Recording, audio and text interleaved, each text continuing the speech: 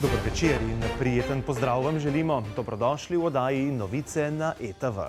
Dopusti so dosegli svoj vrhunec in z njimi letošnje poletje.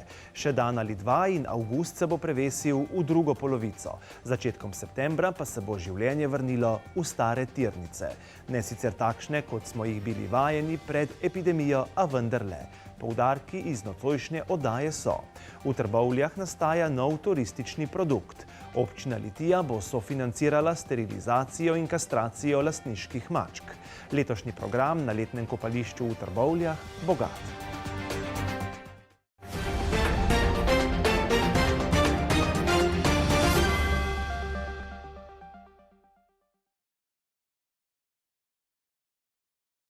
V Trbovljah so se letos odločili, da vzpostavijo še eno z rudarsko preteklostjo povezano zanimivost, turistično pot, imenovano Od dimnika do dimnika.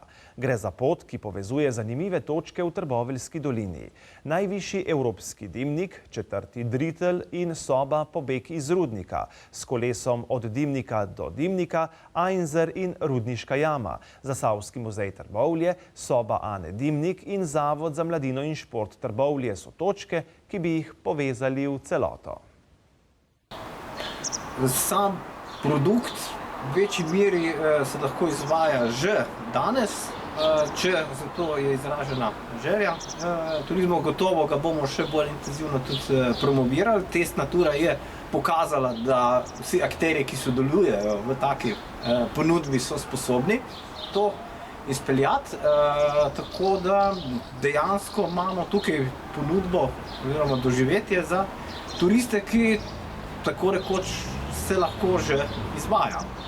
Gotovo pa ne bo ostala samo pri tem, zadeva se bo najbrž še naprej dograjevala, predvsem je pa še veliko rezerve tukaj pri promociji, kjer pa tudi intenzivno trenutno pripravljamo potem tudi načine, kako bomo spravili informacije potem tudi do ljudi. Verjamem, da zanimivosti je dost na ogled, ko se sprehajajo v Trbovlje, treba je samo informacijo spraviti do ljudi. To je tista glavna naloga, ki nas zdaj še čaka. Projekt oziroma sama ponudba Od dimnika do dimnika se je razvila v okviru projekta, ki ga je razvijala občina Trbovlje v okviru Interreg programa Slovenija-Hrvaška, torej inspiracija, za katero verjamem, da ste že slišali. Na končnem sestanku smo vsi akterji na lokalni ravni izrazili eno zadovoljstvo nad projektom, ki je bil speljan, in seveda željo, da se to tudi naprej nadaljuje in da pridejo tudi nadaljnje ideje iz vseh teh povezav, ki so bile vzpostavljene med trajanjem projekta. In ideja za turo od najvišjega dimnika v Evropi do gostilne Dimnik, kjer je stanovala slovenska mati, je prišla ravno iz teh akterjev, povezal pa vse skupaj v nek produkt, potem je občina Trbovlje in javni zavodi trbovskih. Treba je pa tukaj poudariti, da iniciativo in sodelovanje so tukaj pokazali tudi zasebniki, ki delujejo na področju gastronomije, turizma v Trbovljah, kar je vsekakor pohvalno, ker to je neka osnova za nadaljnji razvoj. Na litijski občini so se odločili, da bodo sofinancirali sterilizacijo in kastracijo lastniških mačk. Gre za humano potezo, s katero občina sporoča, da ne skrbi samo za svoje občane, ampak tudi za njihove spremljevalce, domače živali, tokrat za mucke. Njihov hiter reprodukcijski ciklus predstavlja problem, saj se tako število nenehno povečuje in njihovi lastniki velikokrat ne vedo, kaj z mladiči. Najboljša rešitev tega problema je sterilizacija oziroma kastracija. Več let občina v skladu z zakonodajo zagotavlja določena sredstva za, bom rekel, domače živali, kot so zapuščeni mački, psi. Imamo sklenjeno pogodbo z zavetiščem in opažali smo, da pač kar nekaj stroškov nastaja zaradi, bom rekel, razlogov, potem, ko smo se odločili za sterilizacijo, smo ocenili, da bomo s tem lahko omogočili občanom večjo dostopnost teh storitev Predvsem gre za to, da smo ponudili za vsakega našega občana, ki ima v lasti do 5 mačk, po 35 € za kastracijo in sterilizacijo, ki pač ga lahko, bi rekel, ta denar pridobi kot povračilo za kateregakoli veterinarja v Sloveniji. Ne gre to striktno samo za veterinarje na področju občine Litija, ampak za naše občane. S tem pa želimo izboljšati stanje na tem področju, ker opažamo, da je ogromno zapuščenih mladičev, potem se ljudje odločajo za drugačne načine reševanja teh težav, ki pa mislimo, da niso humani, in upamo, da bomo s tem tudi pripomogli k boljšemu življenju vseh. Občani se pač odločijo za izvedbo kastracije oziroma sterilizacije muckov, to storitev opravijo, potem pa z enostavno izjavo, ki jo najdejo na naši spletni strani, vpišejo svoje podatke, priložijo zraven ta račun in po prejemu odločbe o odobritvi sredstev bodo dobili sredstva nakazana na tekoči račun. Nismo prvi v Sloveniji, se pravi, kar nekaj občin že to prakticira. Mi smo dali kar znaten znesek, cirka 5000 € v proračun, in upamo, da bomo to tudi nadaljevali v prihodnje. Odziv je za zdaj dober. Bomo pa tudi sproti ljudi preko naših kanalov obveščali, kdaj se pričakuje, da bodo sredstva porabljena, da ne bo kakšne slabe volje. Tako da zdaj pozivam vse občane in občanke, da se teh storitev, da te storitve koristijo in da podajo vlogo, ker, je denarja še zadosti. Tako kot že vrsto let so se na letnem kopališču v Trbovljah tudi letos pripravili na kopalno sezono in za obiskovalce pripravili številne programe. Trboveljski bazen je med domačini zelo priljubljen, veliko pa je tudi obiskovalcev od drugod. Poleg kopanja in plavanja so seveda dobrodošle tudi druge dejavnosti ob bazenu in v bazenu, ter teh ni bilo malo. Sezona je uspešna, tudi vreme nam zelo godi, tudi tale teden nam gre še zelo na roko, pa tudi z aktivnostmi nekako želimo popestriti, da je dogajanje na bazenu pač privlačno in simpatično in luštno. Vsako sredo potekajo dogodki pod imenom Hopi Hop. To so neke športno-zabavne aktivnosti, ki jih pripravljajo moji sodelavci. Načeloma so vedno takrat na razpolago tudi neka napehljiva igrala oziroma igre, tako da to je zelo vabljivo za otroke. In pa 30.8. sledi slovo poletju na bazenu, ker se bo s koncem avgusta kopališče tudi zaprlo.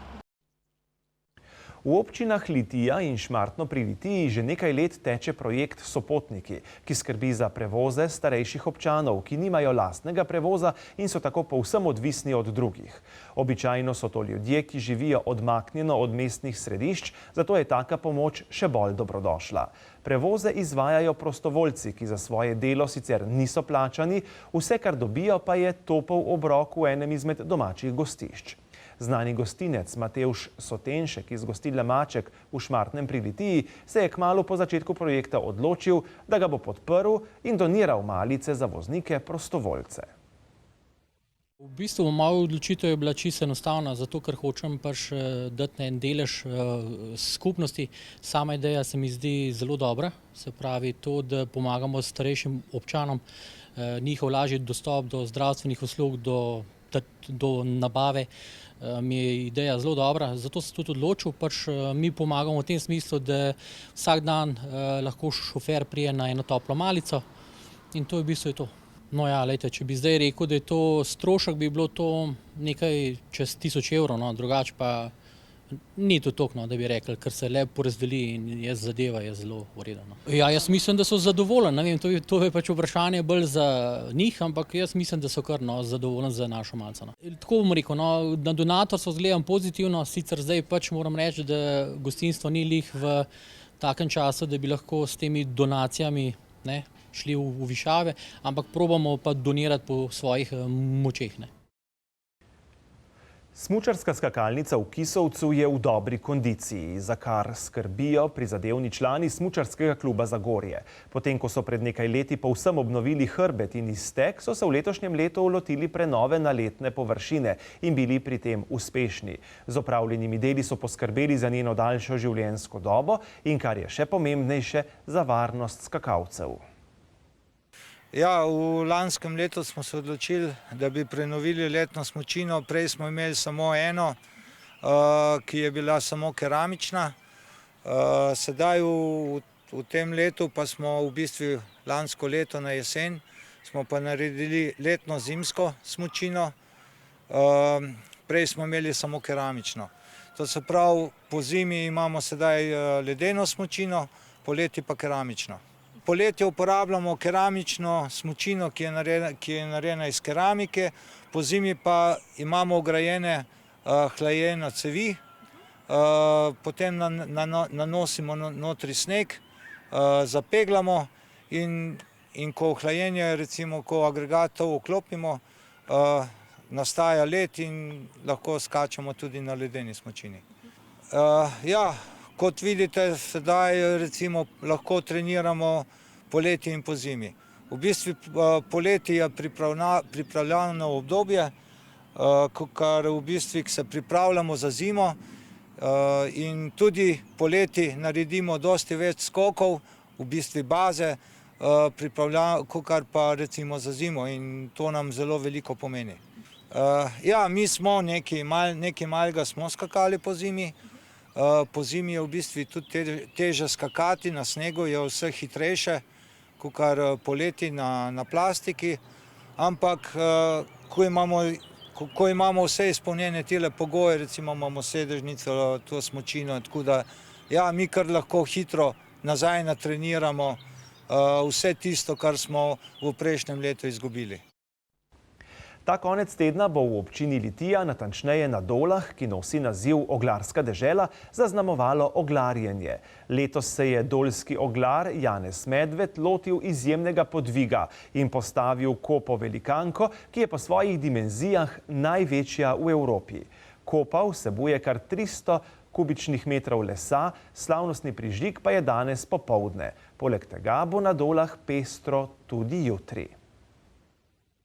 Ja, v teh vročih avgustovskih dneh si pravzaprav marsikdo zaželi sence, bom rekla, zavetja gozdov in to je pri nas kot naročeno v Oglarski deželi. Tisti, ki želite pobegniti tej vročinskemu valu, bo to ta konec tedna primeren prostor. Oglarska dežela s svojimi številnimi površinami gozdov nudi takšno prijetno zavetje in letos, ko država Slovenija predseduje Evropski skupnosti, so se naši oglarji tudi odločili, da pripravijo kopo rekorderko, se pravi največjo kopo v Evropi, 300 kubičnih metrov lesa, na koncu pride približno 30 ton kvalitetnega ogla. Ta kopa rekorderka bo gorela pravzaprav skoraj 4 tedne in ves ta čas se bodo v Oglarski deželi dogajali različne prireditve, različni dogodki. Mogoče bi omenila prav to soboto, 14. avgusta, ko oglarji pripravljajo srečanje oglarjev, slovenskih oglarjev, že v dopoldanskem času in pa potem popoldan, ko bodo gasilci prostovoljnega gasilskega društva Dole praznovali 90 let, kar bodo seveda popestrili tudi z parado. Slavnostni prižig kope se je odvil že ob 5. uri popoldne, se pravi v petek 13. avgusta. Ta kopa pa bo gorela sigurno 4 tedne, se pravi tja do 11. septembra in ves ta čas si bodo pravzaprav obiskovalci lahko ogledali, kako to poteka, kako se pravzaprav to kuhanje oglja tudi dogaja in obenem se bodo tudi pogovorili s samim gospodarjem na Medvedovi domačiji, ki pravzaprav vsako leto pripravljajo kope, letos pač pa nekaj posebnega, nekaj izrednega, se pravi kopa rekorderka. Za konec oddaje pa še naslednji popravek. V torkovi informativni oddaji smo v prispevku o družinskem drevesu Zagorja objavili napačen podatek, da je idejni vodja in glavna raziskovalka Nada Brezovar letošnja dobitnica zlate plakete občine Zagorje. To ugledno občinsko priznanje je prejela že leta 2019. Za napako se gledalcem opravičujemo. To pa je vse, kar smo vam pripravili v tokratni informativni oddaji Novice na ETV. Naslednja bo z vami že v torek. Vaša gostiteljica bo Eva Lipovšek. Zahvaljujemo se vam za današnjo družbo, priporočamo se za oglede za naprej in vam želimo vse dobro. Nasvidenje.